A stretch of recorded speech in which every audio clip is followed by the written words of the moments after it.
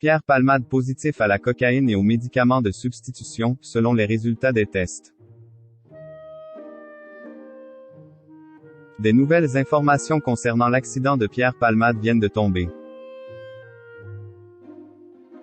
Selon les informations du Parisien, confirmées par Le Figaro, l'humoriste de 54 ans était positif à la cocaïne et aux médicaments de substitution.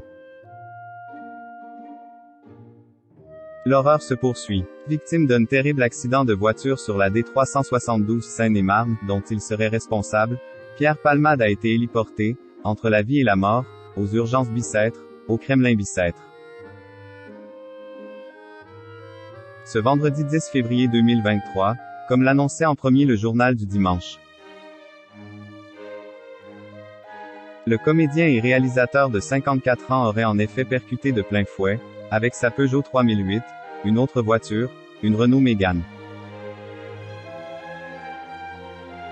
Dans celle-ci, se trouvait une femme enceinte, son frère et son fils de 6 ans, tous retrouvés dans un état grave et au pronostic vital engagé.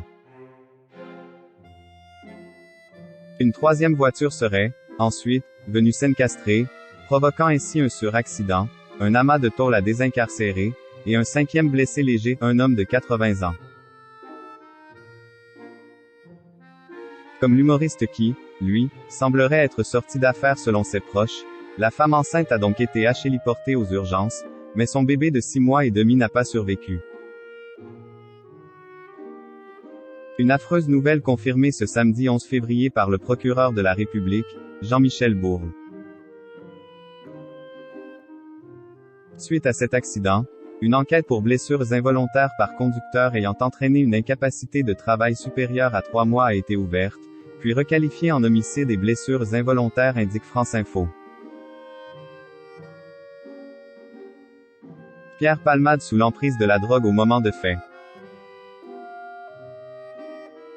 Une enquête qui risque d'être de nouveau chamboulée.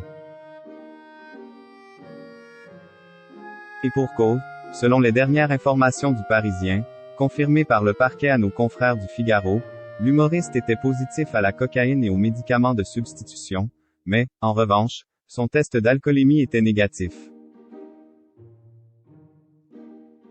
Des analyses complémentaires viennent d'établir que la prise de cocaïne était récente. Les éléments se dévoilent donc peu à peu. Reste encore à connaître les raisons de la fuite des 2 jeunes passagers qui se trouvaient, selon les témoins de la scène, dans le véhicule de Pierre Palmade.